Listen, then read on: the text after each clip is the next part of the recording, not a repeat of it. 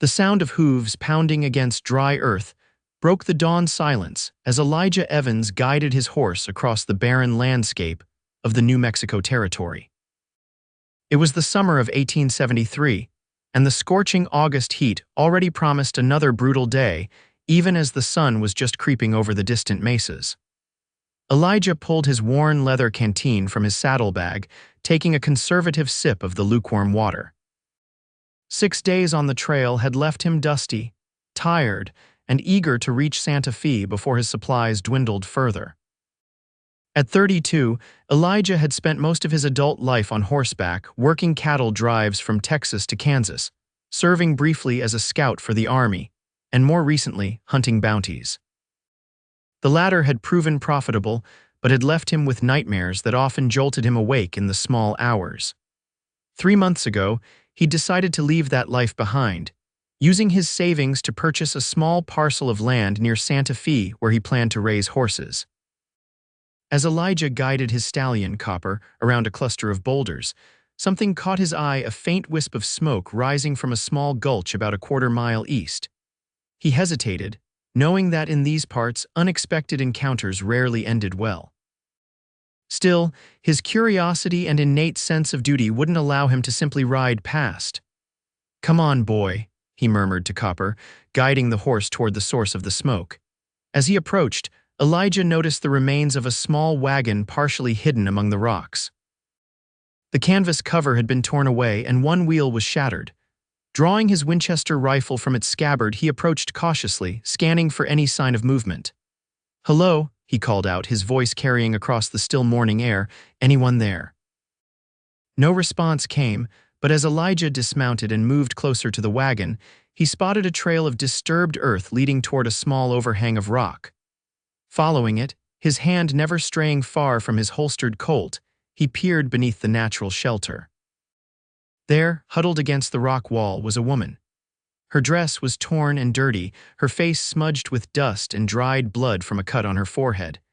But what immediately caught Elijah's attention was the unmistakable swell of her belly beneath the fabric of her dress. She was with child, and by the look of it, not far from her time, her eyes fluttered open as his shadow fell across her, wide with terror as she tried to push herself farther back against the rock. "Easy now," Elijah said softly, setting his rifle aside and raising his hands to show he meant no harm. "I'm not going to hurt you, madam." The woman's lips moved, but no sound emerged. Her throat worked as she tried to speak, but she was clearly too weak, her sunburned skin and cracked lips telling of at least a day without water.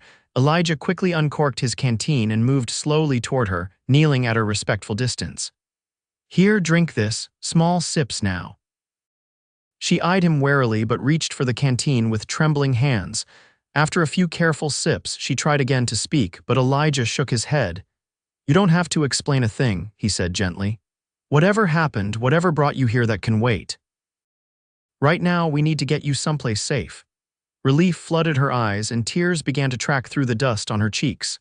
"My name's Elijah Evans," he continued, his voice calm and steady. "I've got a horse and I was headed to Santa Fe. There's a doctor there who can tend to you properly." "Will you let me help you?" The woman nodded weakly, one protective hand resting on her swollen belly. "Can you tell me your name at least?" Elijah asked. After another small sip of water, she managed to whisper. Delilah Porter," Elijah nodded, offering a reassuring smile. "Miss Delilah, I'm going to gather what I can from your wagon and then we'll get you on my horse. You just rest easy for now." Returning to the wagon, Elijah found little worth salvaging. Whatever had happened here, an accident, an attack, or something else had left the wagon's contents scattered and damaged. He managed to recover a small carpetbag that presumably contained some of her personal belongings, and a battered tin box that might hold documents or valuables. Everything else was either ruined or too bulky for his already laden horse. Back beneath the overhang, Delilah had managed to sit up straighter, though her face was still alarmingly pale beneath her sunburn. Elijah knelt beside her again. "Miss Delilah, it's about 20 miles to Santa Fe. I don't think you can ride that far in your condition, so I'm going to make camp here for today and tonight. Get some food and rest into you before we travel. Does that sound agreeable?" She nodded, relief evident in her exhausted features. "Good," Elijah said. I'm going to set up camp just outside where there's more air but still some shade. Then I'll help you move." Within half an hour, Elijah had unsaddled Copper, set up a small camp beneath the scattered juniper trees, and started a small fire. He'd spread his bedroll in the best patch of shade, and was now helping Delilah move carefully from her hiding place to the more comfortable arrangement. As he supported her weight, he realized just how fragile she felt despite her pregnancy.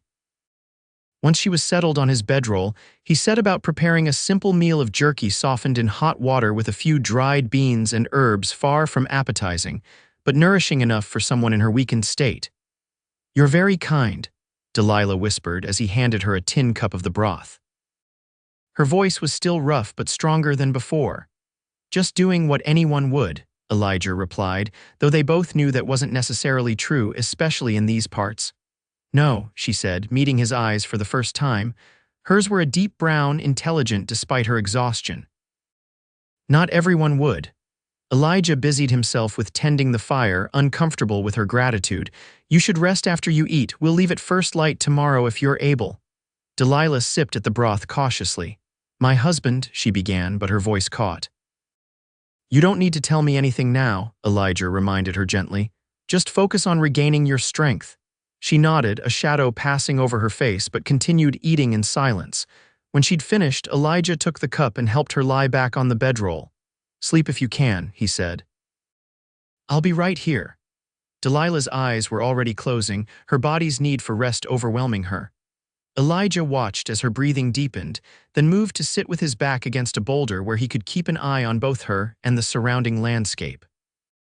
As the hours passed, Elijah's mind turned over the mystery of Delilah Porter. A pregnant woman, alone and clearly fleeing from something or someone. No sign of a husband or traveling companions. The wagon had been small, not the kind used by families relocating west, but more like the type favored by traveling salesmen or performers. Whatever her story, it had led her to near death in this desolate place. Delilah slept through most of the day, waking only when Elijah gently roused her to drink more water and eat a little more. By evening, some color had returned to her cheeks, and her eyes seemed clearer. "Thank you," she said as darkness fell and they sat beside the small fire. "I thought I was going to die out here," Elijah nodded. "What happened to your wagon?" Delilah looked into the flames, her hand unconsciously moving to her belly. "Wheel broke. I tried to fix it, but..." She shook her head. "I don't know much about wagons. My husband always handled those things."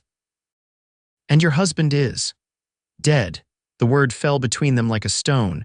3 weeks ago, pneumonia took him quickly in Albuquerque. Elijah's brow furrowed.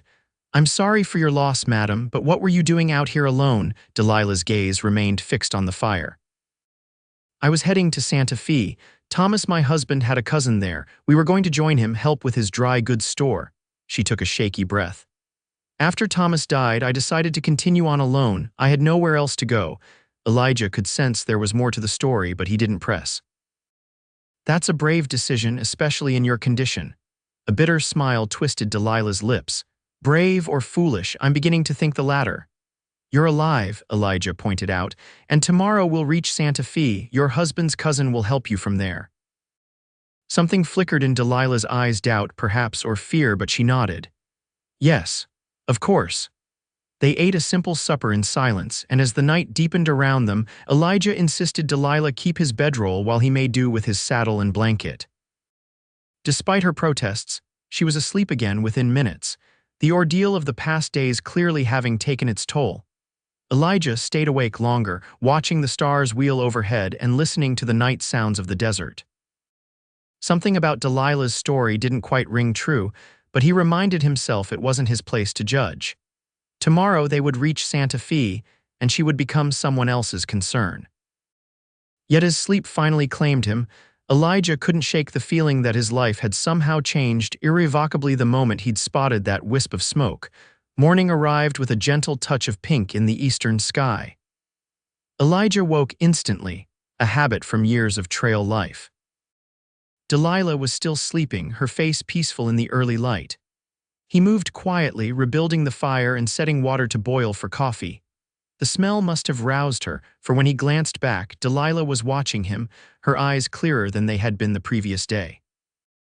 Good morning, she said softly. Morning. Elijah nodded. How are you feeling? Delilah pushed herself to a sitting position with more strength than she'd shown before. Better, still weak, but better. Good, we've got a fair ride ahead of us. Think you can manage? She nodded determinedly. I can manage. They ate a breakfast of hardtack softened in coffee for Delilah and jerky for Elijah. As the sun crested the horizon, Elijah saddled Copper and packed up their meager camp. I'll ride behind you, he explained as he helped Delilah to her feet. Copper's strong enough to carry us both to Santa Fe, and this way you won't have to worry about falling. Delilah hesitated, and Elijah realized she was concerned about the propriety of such an arrangement. I understand it's not ideal, madam, he added quickly, but given the circumstances. No, you're right, Delilah said, her voice firmer than before. My current situation hardly allows for social niceties. Elijah helped her onto the horse, then mounted behind her, careful to maintain as much distance as their shared saddle would allow. Still, he could feel the tension in her body as they set off towards Santa Fe. As the sun climbed higher, the heat became oppressive. Elijah kept a steady pace, not wanting to exhaust Copper, and they stopped often for water and brief rests in whatever shade they could find. During these stops, Delilah gradually began to share more about herself. She was 24, she told him, born in St. Louis to a shopkeeper and his wife. Her parents had died in a fire when she was 17, leaving her with little except their modest savings. She'd taken a position as a teacher in a small school and had met Thomas Porter, a traveling salesman of patent medicines, during one of his stops in town. He was charming, she said, her eyes distant with memory. Full of stories about the West, about opportunity and adventure. When he proposed after just 3 months, I said yes without hesitation. And the medicine business? Elijah asked. Was it profitable? A shadow crossed Delilah's face. At times, Thomas was creative with his sales techniques, but he provided well enough. Elijah nodded, suspecting that creative might be a polite way of saying dishonest, but he kept that thought to himself. By late afternoon, they could see Santa Fe in the distance, its adobe buildings glowing golden in the slanting sunlight. Delilah had grown quiet again, and Elijah could feel her body tensing as they drew nearer to the town. Your husband's cousin, he said casually. What was his name? I know Santa Fe fairly well, might be able to take you directly to his place. There was a long pause before Delilah answered. William Porter. The hesitation was slight but noticeable. Elijah's suspicions deepened, but they were nearly to town, and soon Delilah would no longer be his concern. Yet as they rode down Santa Fe's main street, past the dusty storefronts and saloons, Elijah felt an unexpected reluctance to part ways with this mysterious woman. Something about her vulnerability, combined with her clear determination, had stirred something in him, a protective instinct, perhaps, or something more complicated. They stopped in front of the modest building that housed Dr. Samuel Whitaker's practice. Elijah dismounted first, then helped Delilah down, his hands lingering at her waist perhaps a moment longer than necessary. This is the doctor I mentioned, Elijah explained. He's a good man, he'll see to you properly. Delilah looked up at the building, then back at Elijah, indecision clear in her expression. I should find William first, she said, though her voice lacked conviction. Elijah studied her face. Delilah, he said gently, is there really a William Porter in Santa Fe? Her eyes widened, then filled with tears. She shook her head slowly. No, she whispered. There's no one. Elijah nodded, unsurprised by the confirmation of his suspicion. Let's get you seen by the doctor, then we can figure out what comes next. Relief flooded Delilah's face, and she allowed him to guide her into the doctor's office. Dr. Whitaker was a tall, thin man with kind eyes behind wire-rimmed spectacles. He listened attentively as Elijah explained how he'd found Delilah, then ushered her into his examination room, leaving Elijah to wait in the small front office. Nearly an hour passed before the doctor emerged, his expression thoughtful. Mrs. Porter is resting comfortably, he said to Elijah.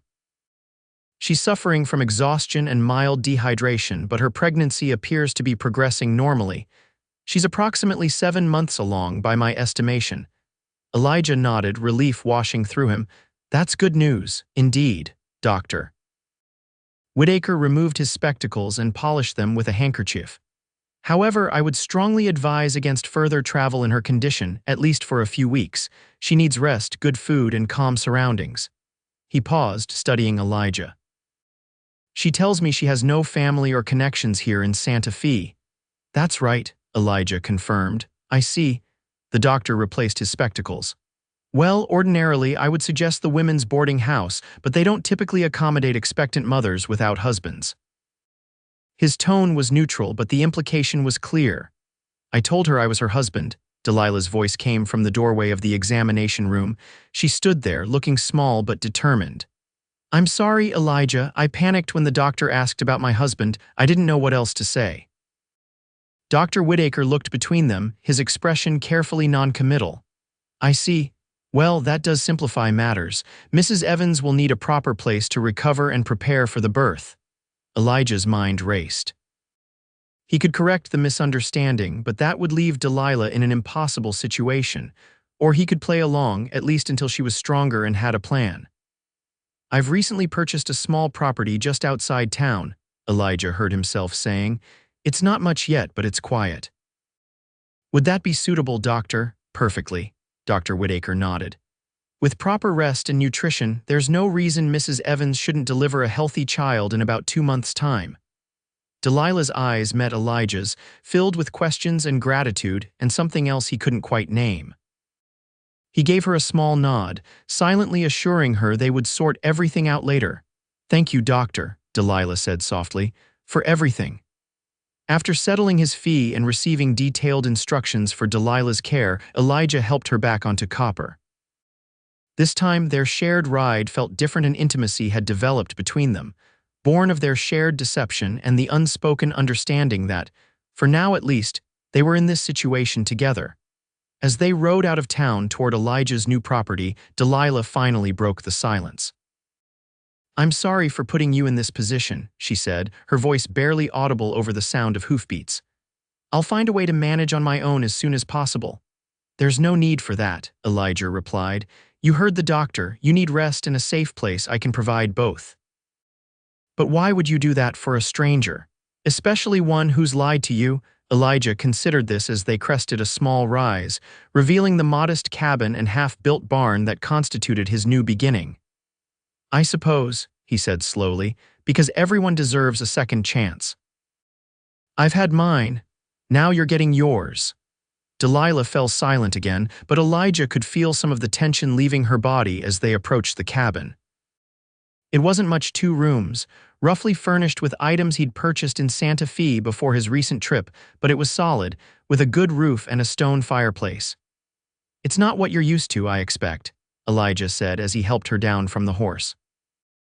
Delilah looked at the cabin, then at the surrounding landscape, rolling hills dotted with juniper and pinon, the mountains blue in the distance.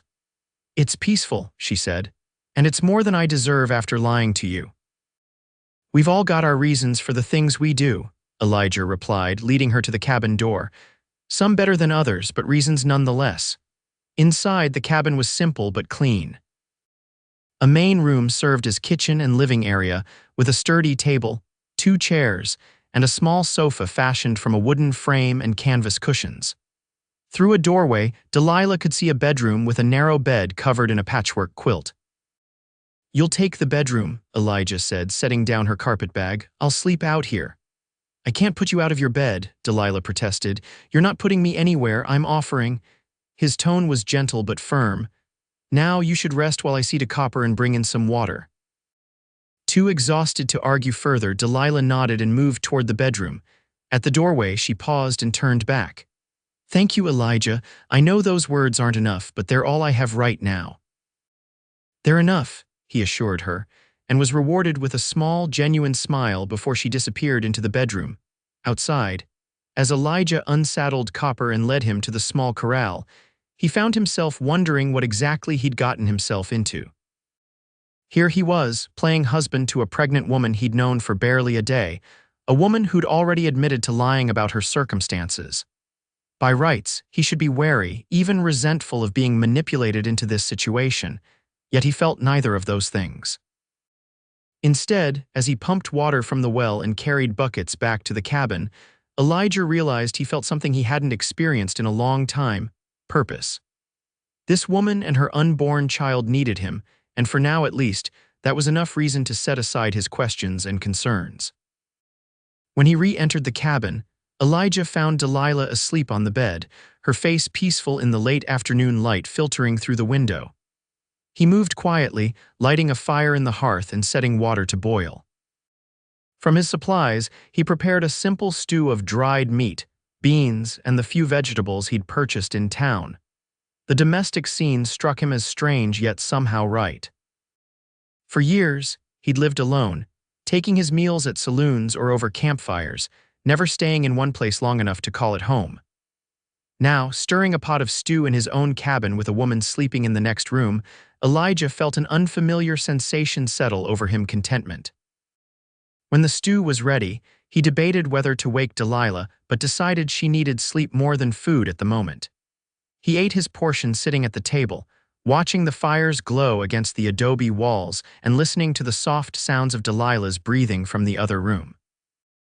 Night had fallen by the time Delilah emerged, her hair loose around her shoulders and her face creased from sleep. She looked younger, Elijah thought, and more vulnerable. "I smelled food," she said, offering a small smile. "I didn't mean to sleep so long." "You needed it," Elijah replied, rising to serve her a bowl of the reheated stew. "How are you feeling?" Delilah sat at the table, her movements careful but stronger than before. "Better, much better." She took a spoonful of stew and closed her eyes in appreciation. "This is delicious." Elijah chuckled. Hunger is the best seasoning, they say. They ate in companionable silence for a while, the only sounds the crackling of the fire and the occasional clink of spoons against bowls. When Delilah had finished, she pushed her bowl aside and looked directly at Elijah. "I owe you the truth," she said quietly, "about everything." Elijah considered her for a moment, then nodded. "If you want to tell me, I'm listening." Delilah took a deep breath. "Thomas Porter was my husband, that much is true, and he did die of pneumonia in Albuquerque. But he wasn't a respectable salesman, not really. He sold fake medicines, colored water, and alcohol, mostly claiming they could cure everything from warts to consumption." She paused, gauging Elijah's reaction, but his expression remained neutral, encouraging her to continue. "I didn't know when I married him. By the time I realized what he was doing, we were already far from home and I was carrying his child." Her hand moved unconsciously to her belly. "I confronted him about it, told him I couldn't be part of cheating sick people. He laughed at first, then grew angry when I insisted." Elijah's jaw tightened, but he remained silent, letting her tell her story. "We fought about it for months. I threatened to leave, to report him to the authorities. Then I became pregnant and things changed. Thomas seemed genuinely happy about the baby. He promised we'd settle somewhere, start a legitimate business." Delilah's voice caught. "I wanted to believe him. But he never got the chance," Elijah supplied gently. Delilah nodded. "He fell ill suddenly in Albuquerque. Within 3 days, he was gone. I was alone, nearly 6 months pregnant, with barely enough money for a week's lodging." Her eyes met Elijah's, and that wasn't the worst of it. "Go on," Elijah encouraged when she hesitated. "The day after Thomas died, 2 men came to our room at the boarding house.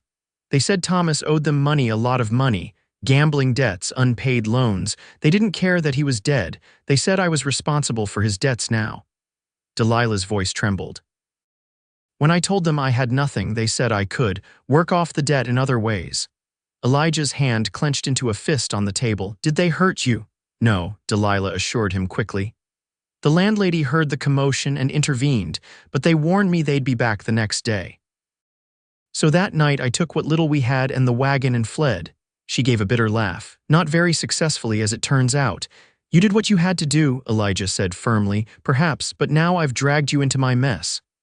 Delilah looked down at her hands.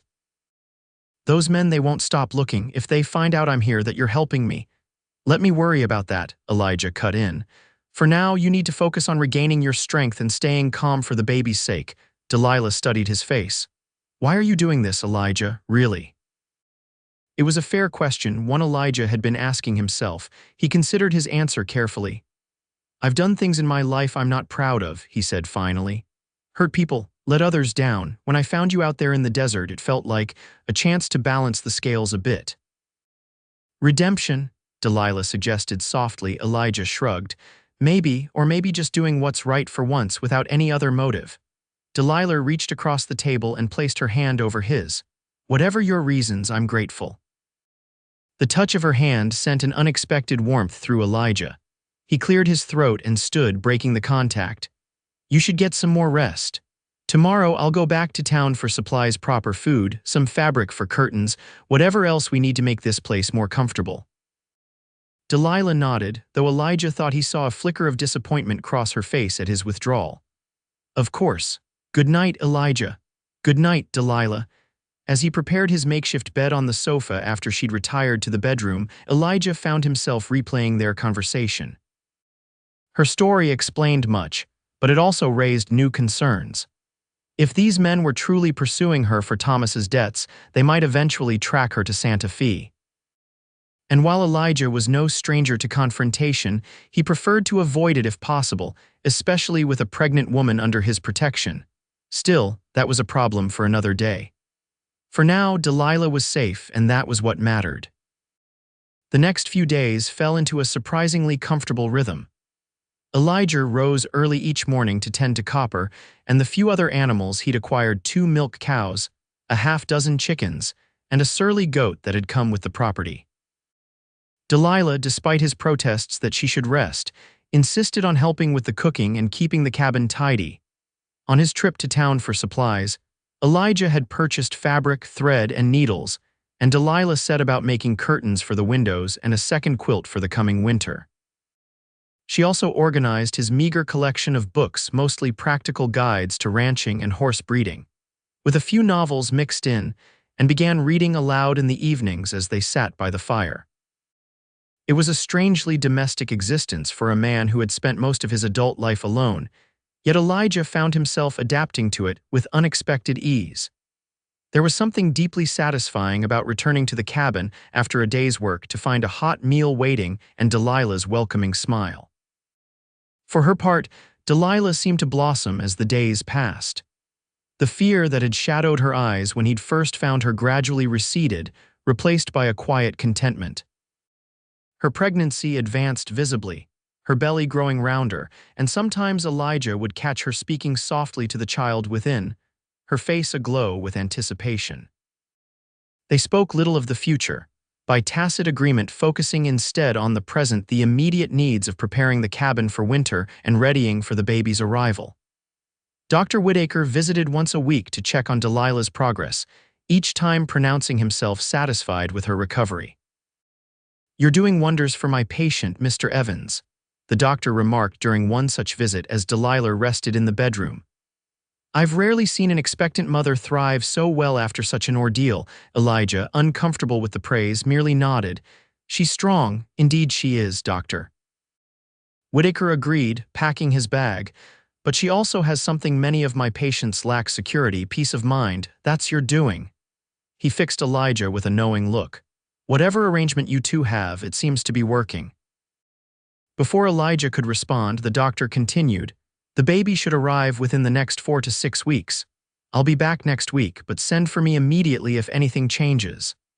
After the doctor left, Elijah found himself standing in the doorway of the bedroom, watching Delilah as she slept. Her golden hair fanned out on the pillow, and one hand rested protectively on her rounded belly.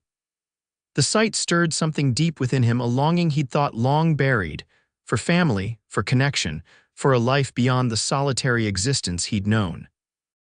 Yet he reminded himself that this was temporary. Delilah had never indicated that she saw him as anything more than a benefactor, a safe harbor during her time of need. Once the baby was born and she was strong enough, she would likely want to make her own way, perhaps move to a larger town with more opportunities for a young mother. The thought left an unexpected hollow feeling in Elijah's chest. September gave way to October, bringing cooler nights and the first hints of autumn color to the landscape. Elijah worked long hours to finish the barn before winter set in, often returning to the cabin with aching muscles and splinter-riddled hands. Delilah would insist on tending to his injuries, her gentle touch causing his heart to beat faster despite his efforts to maintain a respectful distance. One evening, as she carefully extracted a particularly stubborn splinter from his palm, Delilah broke their unspoken rule of not discussing the future. "What will you do with this place once it's finished?" she asked, her eyes focused on her task. Elijah watched the top of her bowed head, the way the lamplight gilded her hair. "Raise horses, I hope. There's good demand for well-trained stock, especially from the army." "It's a good plan," Delilah said, glancing up briefly. "Steady work, not too dangerous." "Unlike bounty hunting," Elijah supplied with a wry smile. Delilah's hand stilled. "Is that what you did before?" Elijah nodded, suddenly wishing he hadn't mentioned it. "For a few years. It paid well, but—" He trailed off, unsure how to explain the toll it had taken on him. "But it wasn't who you wanted to be," Delilah finished for him, her understanding gaze meeting his. "No," Elijah agreed softly. "It wasn't." Delilah finished removing the splinter and applied a salve of her own making to his hand. "I think you'll make a fine horse breeder," she said, her voice warm with conviction. "You have patience and gentleness beneath that tough exterior." Elijah felt his face grow warm at her praise. "We'll see," he said, withdrawing his hand from hers. "Nothing's certain in this life." A shadow crossed Delilah's face. "No, it isn't." They lapsed into silence, but it was charged now with unspoken questions. Finally, Elijah cleared his throat. "Delilah, after the baby comes and you're recovered, what do you plan to do?" The question hung between them. Delilah smoothed her apron over her belly, not meeting his eyes. "I haven't decided," she admitted. "I have some skills teaching sewing. I could find work in a larger town, perhaps." "You could," Elijah agreed, feeling a tightness in his chest, "or you could stay here." Delilah's head snapped up, her eyes wide with surprise. "Stay, if you wanted to," Elijah continued, the words coming faster now that he'd started. "The cabin's small, but we could add on to it. There's plenty of work here for both of us, and the baby would have clean air, open spaces." He paused, realizing how presumptuous he sounded. "It's just an option to consider." Delilah's expression was unreadable. "Are you offering out of kindness, Elijah, or is there another reason?" It was a direct question, one that demanded an honest answer. Elijah took a deep breath. "Both, I suppose. I'd be lying if I said I hadn't grown fond of having you here. Of you." A flush rose in Delilah's cheeks, but her gaze remained steady. "I've grown fond of you too," she admitted softly. "More than I should, perhaps, given my circumstances." "Your circumstances don't matter to me," Elijah said, surprising himself with the fervor in his voice. "What matters is what you want for yourself and your child." "What I want," Delilah repeated, a small smile playing at her lips. "It's been a long time since anyone asked me that." She looked around the cabin, her expression thoughtful. "I want safety, peace, a chance to build something lasting." Her eyes returned to his. "All things I've found here with you." Elijah felt a surge of hope. "Then stay," he said simply. Delilah's smile widened, but before she could respond, she gasped suddenly, her hand flying to her belly. Elijah was on his feet instantly, alarm coursing through him. "What is it? Should I ride for the doctor?" "No," Delilah laughed, though her eyes were wide with wonder. "It's just the baby." "Here." She reached for his hand and placed it on her rounded stomach. Beneath his palm, Elijah felt a strong, definite movement, a kick or a punch from the life within. The sensation was so intimate, so miraculous, that for a moment he couldn't speak. He looked up to find Delilah watching him, her eyes shining with tears. "That's my child," she whispered, "already so strong." "Like its mother," Elijah replied, his voice rough with emotion. Their gazes held, and in that moment, something shifted between them, a boundary crossed, a possibility acknowledged. Slowly, giving her every chance to pull away, Elijah leaned forward and kissed her. It was a gentle kiss, almost reverent, but it contained all the feelings he'd been trying to suppress since finding her in the desert: tenderness, admiration, and a growing love he could no longer deny. When he pulled back, Delilah's eyes remained closed for a moment, her lips curved in a smile of such pure happiness that it took his breath away. "I'll stay," she whispered when she opened her eyes. "Not just for safety or convenience, but because I want to be where you are, Elijah Evans." Joy surged through him, bright and overwhelming. "I want that too," he said, "more than I've wanted anything in a very long time." The moment was broken by another strong kick from the baby, making them both laugh. And as Elijah gathered Delilah carefully into his arms, mindful of her condition, he felt a sense of rightness settle over him. Whatever challenges lay ahead, and there would surely be many they would face them together. The weeks that followed were filled with a new sweetness. Though their living arrangement remained technically proper, Elijah still slept on the sofa, and they exchanged nothing more intimate than kisses and caresses. There was an understanding between them now, a shared vision of the future that lent purpose to their days. Elijah worked with renewed energy to prepare the property for winter and for the baby's arrival. He completed the barn, built a cradle from pine boards, and rode to Santa Fe for additional supplies, including fabric for baby clothes that Delilah sewed in the evenings. They spoke more openly now about their pasts. Elijah told her about his childhood in Tennessee, his father's death in a mining accident when he was 12, his years of drifting westward taking whatever work he could find. He even shared some of the darker chapters, the men he'd hunted as a bounty hunter, the nightmares that still sometimes woke him in a cold sweat. Delilah, in turn, revealed more about her life with Thomas Porter, the gradual disillusionment as she discovered his true character, the lonely years of traveling from town to town, always one step ahead of angry customers or creditors. She spoke of her dreams of education for her child, of stability and honesty after years of deception. "I don't want my baby to grow up the way I did with Thomas," she confessed one evening as they sat before the fire. "Always moving, always afraid, never knowing who to trust." "That won't happen," Elijah promised, his arm around her shoulders. "This will be a home of truth and trust, I swear it." Delilah leaned into him, her head resting on his shoulder. "I believe you." She took his hand and placed it on her belly, where the baby was particularly active that evening. "We both do." As November arrived with its shorter days and frosty mornings, Dr. Whitaker's visits became more frequent. The baby's arrival was imminent, he told them, possibly within the next week.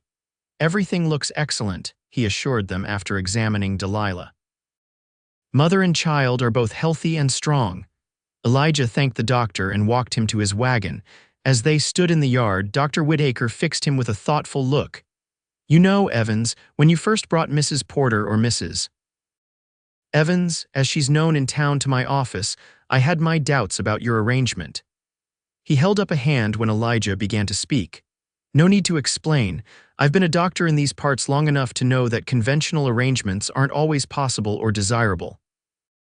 Elijah nodded, relieved that the doctor wasn't going to press the issue. "What matters," Dr. Whitaker continued, "is that you've provided a safe haven for a woman and child who desperately needed one. That speaks to your character." He glanced back at the cabin. "And unless I'm very much mistaken, what began as charity has become something else entirely." Elijah couldn't help the smile that spread across his face.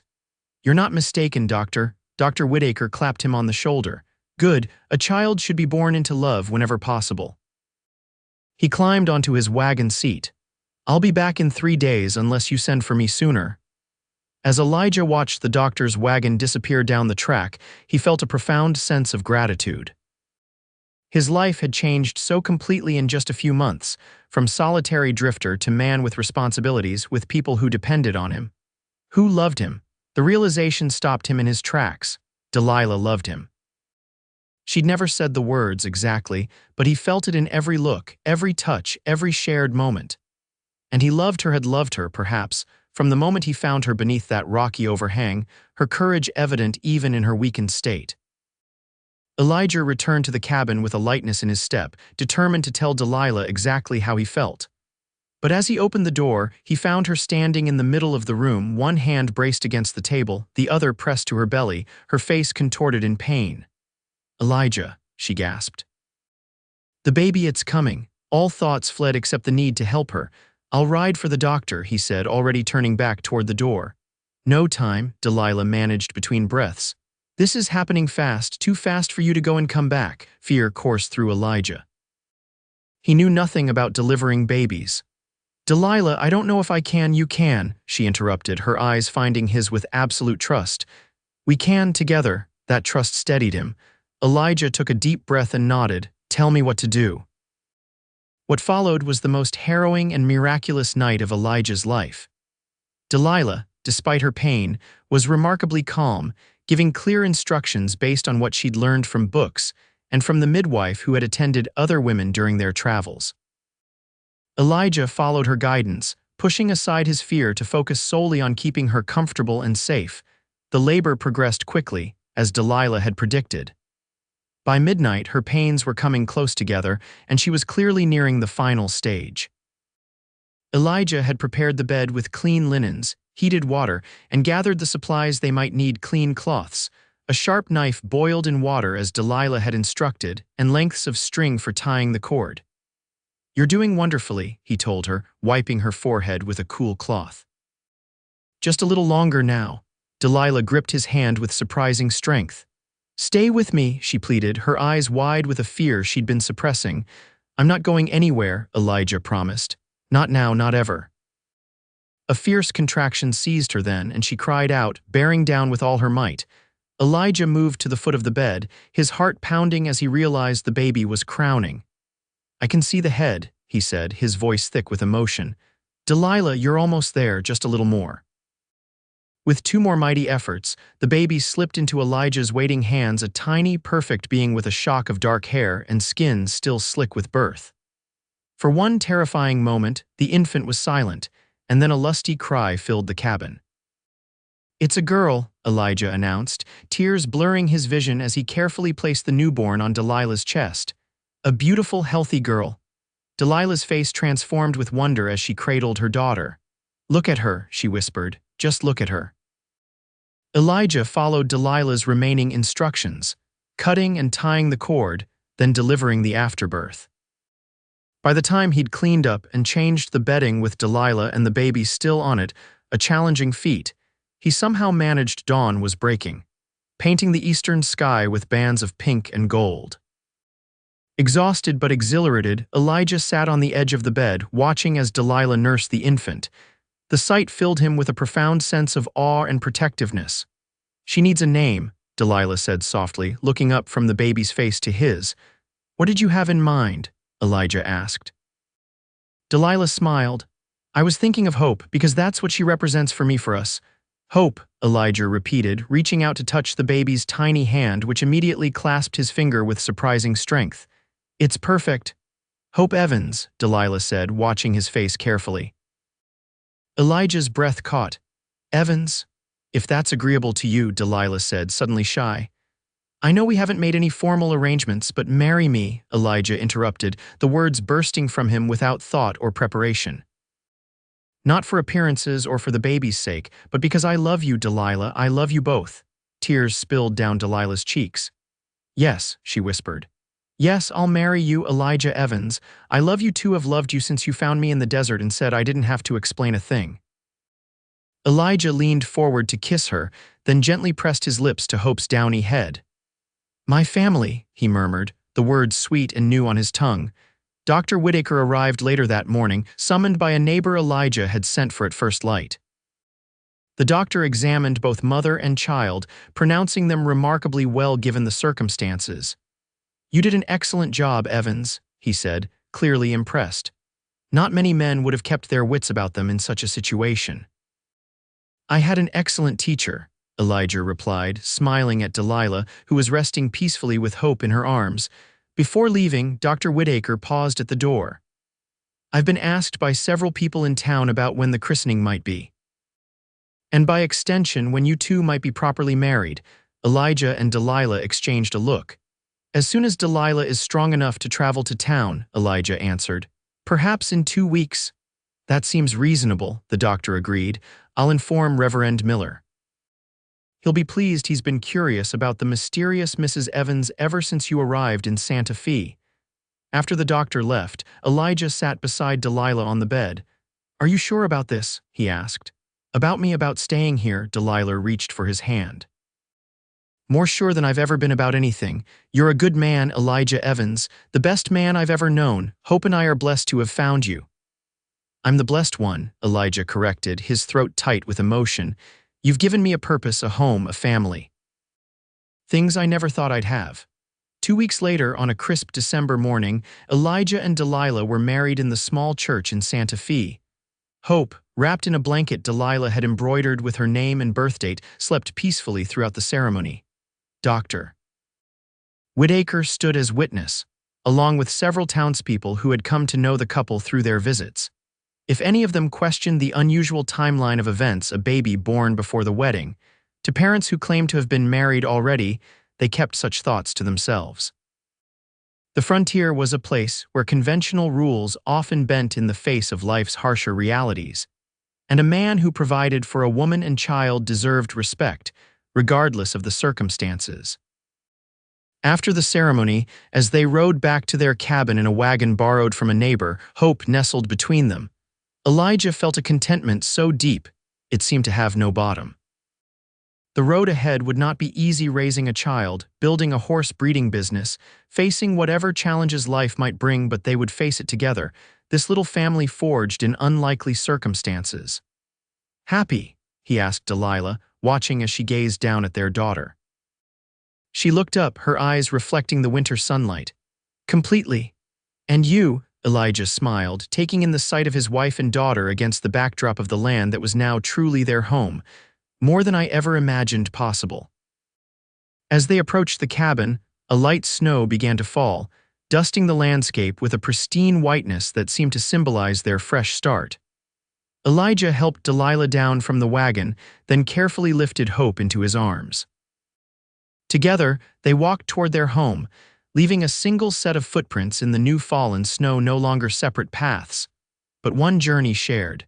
Spring came early to the New Mexico territory in 1874. By March, the land around Elijah and Delilah's cabin was awash in wildflowers, and Hope, now 4 months old, was thriving. She had her mother's golden hair and her father's deep blue eyes, a combination that strangers often remarked upon, assuming that Elijah was her natural father. Neither Elijah nor Delilah corrected these assumptions. In all the ways that mattered, Hope was Elijah's daughter. He had helped bring her into the world, had loved her from her first breath, and would protect her with his life if necessary. The horse breeding business was slowly taking shape. Elijah had purchased 2 excellent mares and a stallion with the last of his savings, and the first foal was expected in late spring. Meanwhile, Delilah had started a small garden and was raising chickens, selling eggs and vegetables to neighbors and occasionally in town. Their life was not without challenges. The work was hard, the weather unpredictable, and money often tight. But each night, as they sat together before the fire, Hope sleeping in her cradle, the dogs Elijah had acquired for protection dozing at their feet, they counted themselves fortunate beyond measure. One evening in early April, as they enjoyed this peaceful routine, a knock came at the door, an unusual occurrence given their remote location. Elijah exchanged a glance with Delilah, noting the flash of fear that crossed her face. Despite the months that had passed, the shadow of Thomas Porter's debts and the men pursuing them had never completely left her. "Stay here," Elijah said quietly, moving to retrieve his rifle from beside the door before opening it. On the porch stood a young man, perhaps 20, with a worn hat in his hands and an apologetic expression. "Evening, sir. Sorry to disturb you. I'm looking for work and heard in town you might be hiring help with your horses." Elijah studied him carefully. The young man appeared harmless enough, thin, sunburned, with honest eyes and calloused hands that spoke of hard work. Still, caution had become second nature where Delilah and Hope were concerned. "What's your name, son?" Elijah asked, keeping the rifle visible but lowered. "Peter Sullivan, sir." "Just arrived from Kansas last week. Any experience with horses?" Peter nodded eagerly. "Worked 3 years for a breeder in Topeka. Can break, train, even help with foaling if needed." Elijah considered this. He had been thinking of hiring help, especially with the foaling season approaching and the increasing demands of the growing farm. "Wait here," he said, and closed the door to confer with Delilah. "What do you think?" he asked her, keeping his voice low. He seemed straightforward enough. Delilah bit her lip, glancing at Hope in her cradle. "We do need the help," she admitted. "And if he's just arrived from Kansas, he can't be connected to those men." Elijah nodded, placing a reassuring hand on her shoulder. "We can't live in fear forever, Del. At some point we have to trust that the past is behind us." Taking a deep breath, Delilah nodded. "You're right, and your instincts about people are good, better than mine ever were. If you think he's honest, then I trust your judgment." Elijah opened the door again. "Come in, Mr. Sullivan." Let's talk about what I need and what I can pay. Peter proved to be everything he claimed: hardworking, knowledgeable about horses, and respectful of the family's privacy. He lived in a small room Elijah added to the barn and took his meals with them in the cabin. His presence allowed Elijah to expand their operations faster than planned, and by summer they had 6 horses in training for sale or stud. As Hope grew from infant to crawling baby, her personality emerged determined like her mother, observant like Elijah. She became the center of their world, her laughter the sweetest sound either had ever heard. Delilah sometimes marveled at how completely Elijah had embraced fatherhood, never once treating Hope as anything but his own. "You're a natural," she told him one evening as they watched Hope attempting to pull herself up on a chair, her little face scrunched in concentration. Elijah smiled, his eyes never leaving the baby. "She makes it easy to love her." "Not all men would see it that way," Delilah said softly. "Especially knowing she's not." "She is," Elijah interrupted firmly. "She's my daughter in every way that counts. Blood doesn't make a family, Delilah. Love does." Delilah's eyes filled with tears. "How did I get so lucky finding you in that desert?" Elijah pulled her close. "I'm the lucky one. You gave me a family when I'd stopped believing I'd ever have one." Their life settled into a rhythm marked by the seasons, and Hope's milestones: her first steps in July. Her first words, Mama and Papa, in quick succession. In August, her first birthday in November, celebrated with a small cake Delilah baked and decorated with wild berries. By December of 1874, the Evans farm had gained a reputation in the territory for quality horses. Elijah had sold 4 trained animals to the Army at Fort Union for a handsome profit, and 2 of their mares were in foal again. Peter Sullivan had proven so valuable that Elijah had raised his wages twice and was considering offering him a small partnership. Christmas that year was simple but joyous. They exchanged modest gifts: a new hat for Elijah, a book of poetry for Delilah, a wooden horse Peter had carved for Hope. After Hope was asleep, the adults sat before the fire, enjoying hot cider and the peace of the winter night. "I've been thinking," Elijah said, taking Delilah's hand, "about adding on to the cabin. Hope will need her own room soon, and I thought maybe—" He hesitated, suddenly shy. "Maybe what?" Delilah prompted. "Maybe we might want to give her a brother or sister someday," Elijah finished, watching her face carefully for her reaction. Delilah's eyes widened, then softened with emotion. "I'd like that," she said, "very much." They began the addition in spring, with Peter's help and that of 2 neighbors who came to assist in exchange for Elijah's help with their own projects. By summer, the cabin had doubled in size, with 2 bedrooms, a larger kitchen, and a proper parlor with windows that caught the morning light. Hope, now a sturdy toddler with golden curls and a vocabulary that grew daily, supervised the construction with great authority, much to the amusement of the men. She had wrapped Elijah completely around her little finger, and he delighted in teaching her about the horses, lifting her onto the gentlest mare's back for short rides around the corral, her squeals of excitement the best reward he could imagine. In late July of 1875, as they prepared for bed in their expanded home, Delilah took Elijah's hand and placed it on her stomach, a gesture that immediately brought him back to that first night when Hope had kicked against his palm. "Really?" he breathed, his heart swelling with joy. Delilah nodded, her eyes shining. "Dr. Whitaker confirmed it yesterday. We should expect a new arrival in February."